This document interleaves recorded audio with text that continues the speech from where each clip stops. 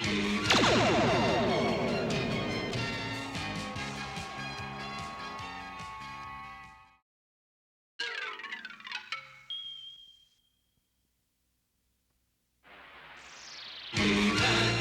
the Masters of the Universe.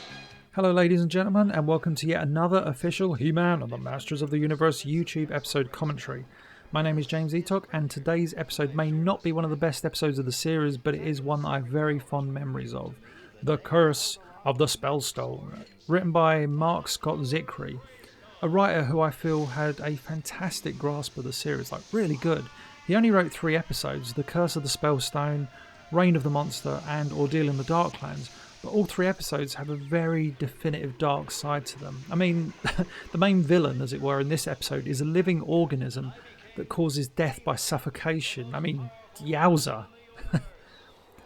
This episode was loosely based on the Filmation script premise, Eternia's Ordeal, one of many initial ideas conjured up by the staff writers at Filmation, primarily Robbie London, I believe. In the original story, Eternia's Ordeal, angry citizens plan to revolt against the royal family when a series of storms threaten Eternia. And as this episode proceeds, you will see the parallels. So the first draft of this script was delivered on December the 13th, 1982, quite a few years ago. Some really strange music in this opening. I like it. Really, really odd.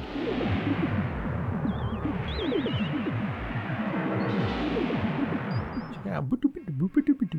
And this panning shot is one of those things I absolutely loved about the earliest episodes of the series. Eternia felt like a very magical and yet very dangerous place. Just look at the landscape, it's so barren. It kind of fills you with awe, but at the same time, it's pretty terrifying. Oh, who is this? Who's turning up? Who's blowing doors open? It's Skeletor and Evil Lyn. Evil Lyn, who plays a more important role than Skeletor in this episode. So now we're going to see Evil Lyn cast an evil spell, because she doesn't cast good ones.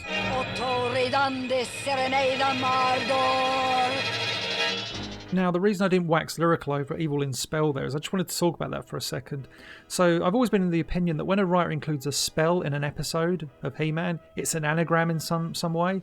So if you can decipher Otto Redundis Serenadum Ardor, I will give you £1,000. I won't, but... So yeah, here we are at the Royal Palace. Check out those interesting pieces of objet d'art, worth a pretty penny, one would surmise. As with many of the earliest episodes of the series, our first visit to the Royal Palace has Orko working his magic. Interestingly, in the script he was still referred to as Gorpo until 15th of December 1982 to be specific. Oh, and check it out, Orko has a mouth in that previous shot. The only time in the series we see a pretty obvious comedy mouth illustrated for the little dude. And here Prince Adam undermines Orko completely by ruining his little magic trick. If I was Orko, I'd use all my powers and teleport his ass into the abyss. How'd you do that? We magicians never reveal our secrets. Be sure to look at the poses here of King Randor and Man-at-Arms. Firstly, Man-at-Arms is holding his club. I'll talk about that in a second. But check out Randor with his hand placed on Man-at-Arms' shoulder, which is not there in the following shot. Oh, and listen to this piece of dialogue coming up. Duncan. My weather-controlling satellite will make us masters of the seasons, Your Majesty. Masters of the Seasons. I love the idea that a character would turn around and be like, but isn't the show Masters of the Universe, not Masters of the Seasons? So yeah, I was saying about Man-at-Arms' club. In the model sheet of Man-at-Arms and the character turnaround, he was illustrated with his club in hand. Sometimes Filmation, in order to cut costs, would simply use a model sheet pose in a shot. However, when they did this with Man-at-Arms, his club would appear, which was a really silly mistake for them to make. Oh, Man-at-Arms had flesh-coloured hands there. Wrong. One of the things I always laugh about is the cliched line, I thought it was only a legend. It pops up a few times in the series and numerous other cartoons. Here Prince Adam's going to say it. Something that could. The Spellstone. The Spellstone? I thought it was only a legend. I thought it was only a legend. I like the way he lowers his head though, almost like he's embarrassed to say that line. The reason I say it's cliched is it just helps to create a lot of backstory without actually having to write any backstory. So yeah, Adam says it. He's embarrassed. Let's go and change into He-Man. Very interesting variation on the transformation here with Prince Adam posed like he would be during the stock footage at Castle Grayskull. Check it out. By the power of Grayskull! There he goes, commanding the power of Grayskull. And so the transformation sequence happens. He's holding the Sword of Power. And I'll use the transformation sequence to take a breather.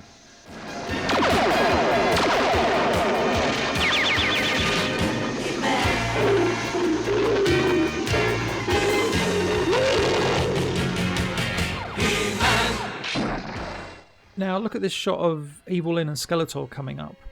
Evelyn is missing her gauntlets, wrong, and Skeletor's missing the straps on his back, also wrong. Someone in the art department was clearly having a very bad day. Next to Nadira from Evelyn's plot, this may be one of Evelyn's best disguises because with it she achieves a great deal. As she beautifully says here, "A voice in the crowd can do more damage than even this storm." A voice in the crowd can do more damage than even this storm. Beautiful writing, Zikri. Well done. Although not named during the episode, the old lady that Evelyn transforms herself into is called Xenia in the script. I know this because I own the script, and from this point on she isn't referred to as Evelyn, so there. Another way you can tell this is an early script is that Orko gets left behind at the palace. If this were a Season 2 episode, you could guarantee 100% that he would be tagging along, causing a little bit of crazy mischief here and there. As for this big pink creature, in the script it's merely called a serpent, but when it shows up again in Double-Edged Sword, it's given a slightly more appropriate name, a spider-saur, which I think works rather perfectly. And they're saved thanks to electricity. It would have been all the same if the spider-saur had dropped the attack track into the lava, presuming that it is lava, which it must be, region of flame. I absolutely love this panning shot here. We get to see a unique view of the royal palace. Plus check out all the details. The beams of light shining through the thick cloud. It really shows just how vast a place the surrounding ground of the royal palace is. Look at it. Here we see Man-at-Arms appear in shot, floating on a blue platform. Here he comes. There he is. But we never see the firefighting machine in all its glory. Is it floating? Is it on treads? We don't know. Now if you watch this footage frame by frame, I swear Man-at-Arms takes the full force of that lightning blast. Mind you, Teela has her hands on the controls. I don't know. Teela! I like the shots of Evelyn with the fire behind her. Very, very dramatic. Definite choice in staging there. Although never name-checked in the episode, these three prominent villagers actually have names in the script. The old man is named, get ready for this, Old Zack. The young man, his son, is not called Young Zack. He's called Jamar. And finally, the young woman is Jamar's wife, Bran. Jamar. It sounds a very heroic sounding name, isn't it? Jamar and the Masters of the Seasons. Something like that. No, you must be mistaken. I love how dramatic this entire scene is with Old Zack. Like, no, you must be mistaken. And the creeping horac. Plus the lightning has a flair for the dramatic, only chiming in once Old Zack has actually said something. Oh, and before I forget, Bran, the young woman, is voiced by Jay Scheimer, Lou Scheimer's wife. Incidentally, Lou Scheimer is voicing both Old Zack and Jamar. And yeah, the heroes have arrived. Actually, where's the attack track? The heroes are in the Temple of the Fire People, but the attack track's not parked. Maybe there's parking around the back or something. Oh, Skeletor and Trapjaw suddenly showing up in the episode.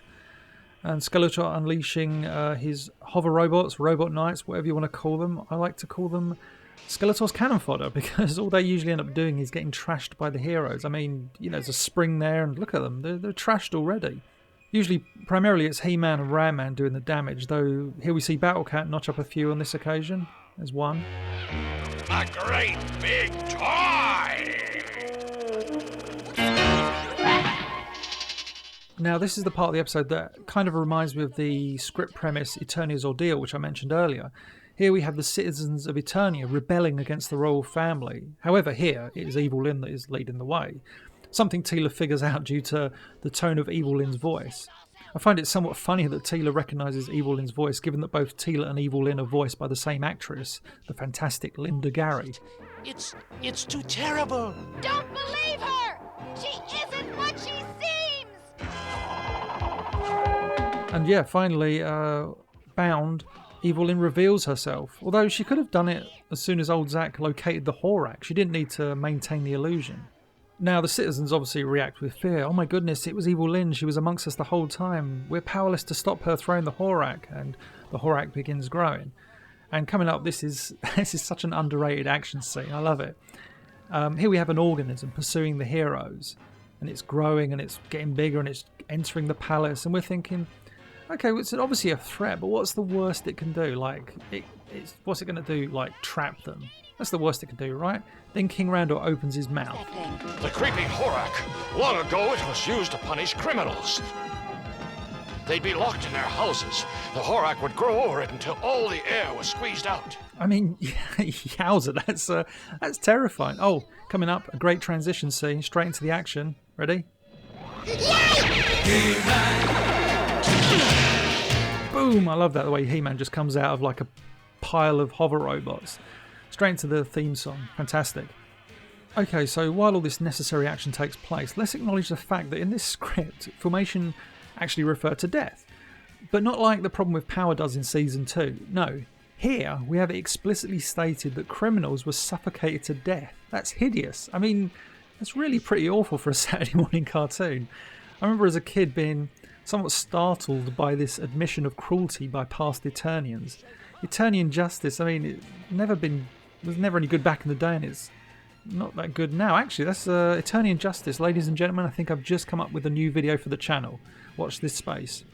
I should mention that in the original script, during his battle with the hover robots, He-Man was supposed to use his shield to destroy many of them. Now, as we know, his shield only appears in one episode.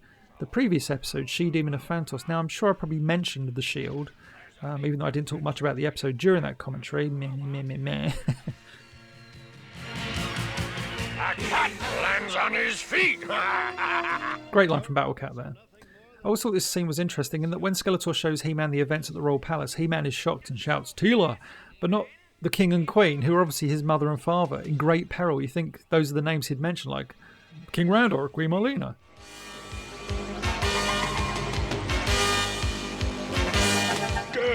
The King and Queen.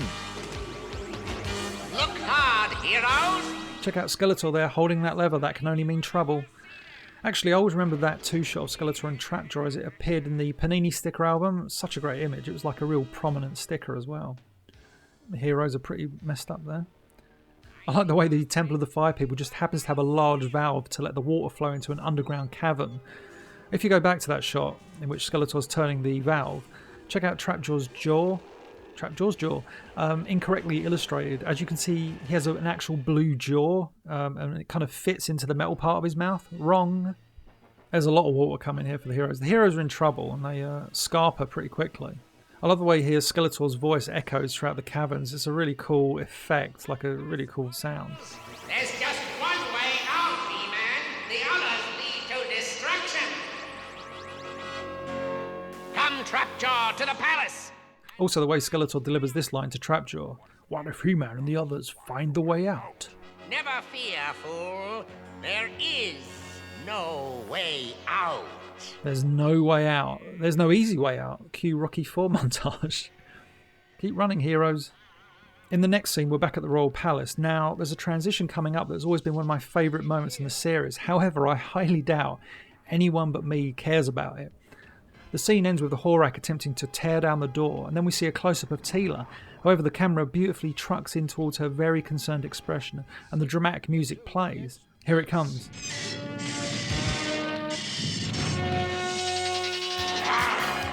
Dead end. Like I said, I highly doubt anyone but me cares about that little scene, but I love the expression on Teela's face, the camera movement, the music, the transition, and cutting back to He-Man with the main theme song playing. Awesome. And it's time for He-Man to make a trapdoor. Luckily for him, there's a giant boulder nearby. If you can't find a trapdoor, you make one. Is it just me, or is there a lot less water there? Now, how do we get out of here?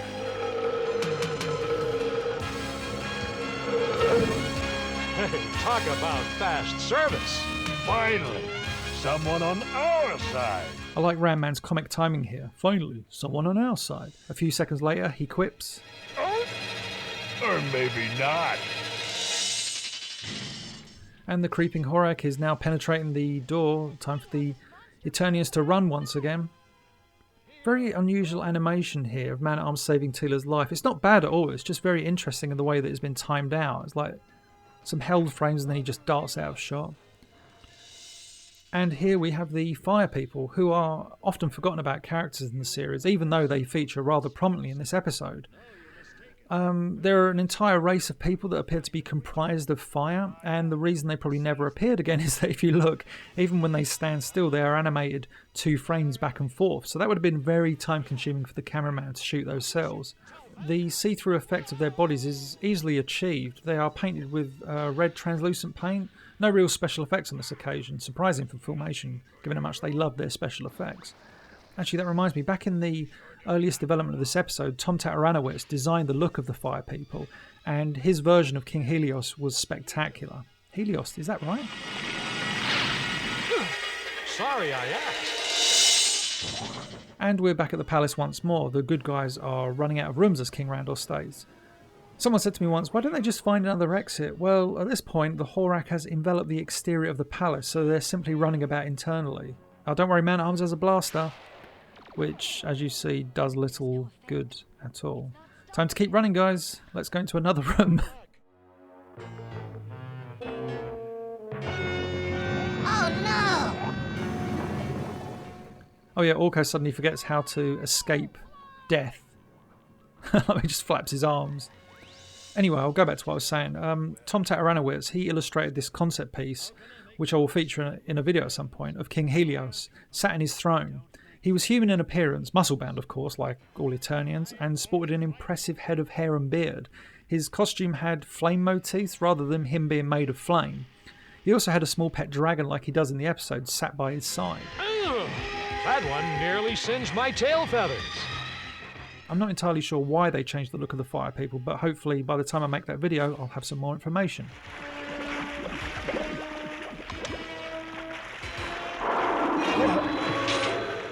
The serpent, the Spidersaur is back, and he clearly means business.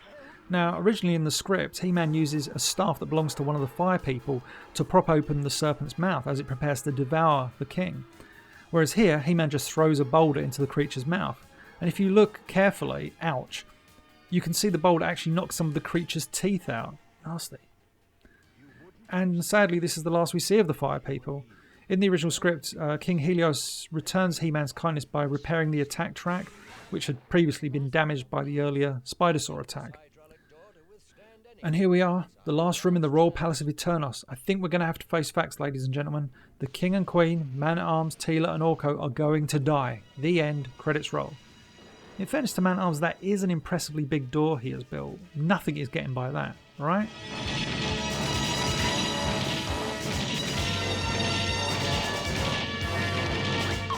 Orko looking slightly worried. We see a mistake here. The Royal Palace completely not covered by the horac. What? I like the way these villagers don't seem all that scared by Skeletor, Evilin and Trapjaw. Also, have they and Evilin been stood outside the entire time watching the horac envelop the palace? So here is the second jewel of the episode, and we see Skeletor sporting his own sword of power. Now, of course, we all wanted to see Skeletor wield his own sword of power as his action figure did, but this was something that Filmation decided not to follow up on. Evelyn, the Spellstone!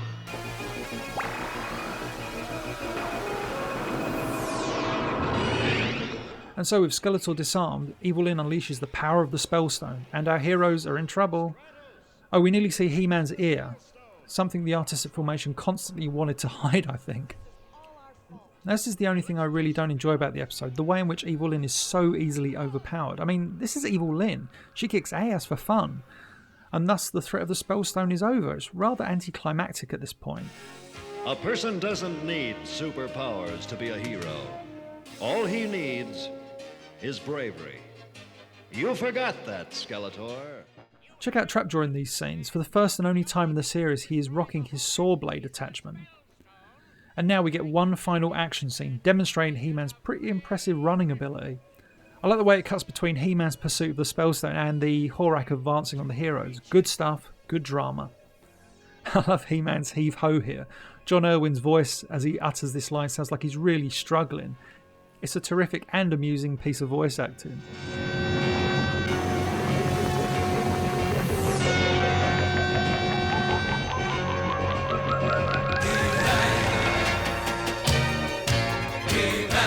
Got it!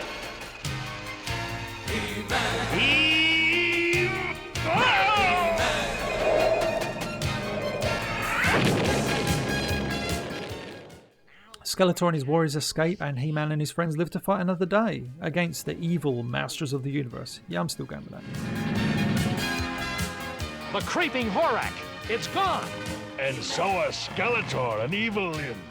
Look at this shot. Ram-Man appears to be ridiculously short, and is Battlecat floating?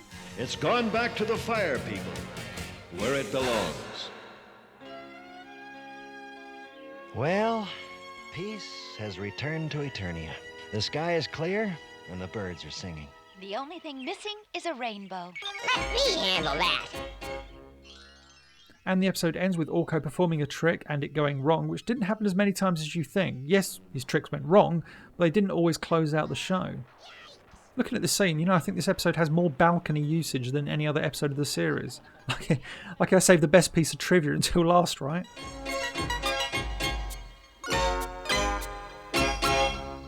And now it's time for a moral segment. And it's Man-at-Arms. Actually, he's fixing the Sky Sled that Prince Adam and Cringer were fixing in the previous episode. I think it's time they face facts. This particular Sky Sled is never going to fly again. There's a moral lesson there for you. Except that sometimes your Sky Sled will never fly again. I don't think that would have worked. And that brings us to the end of this commentary for The Curse of the Spellstone. It's a very good action-based episode, very little in the way of character development, but it deals, if not a little haphazardly at times, with two storylines at the same time. There's a sense of urgency throughout the episode, and that is one of its strongest points. It's a good old-fashioned action-adventure episode. So yeah, that's it for this commentary. I hope you enjoyed it. As always, please feel free to leave comments below, like and share this video, and if you have yet to do so, please subscribe to the channel, because the more subscribers this channel receives, the more awesome it can be. That is a scientific fact, my friends. Science.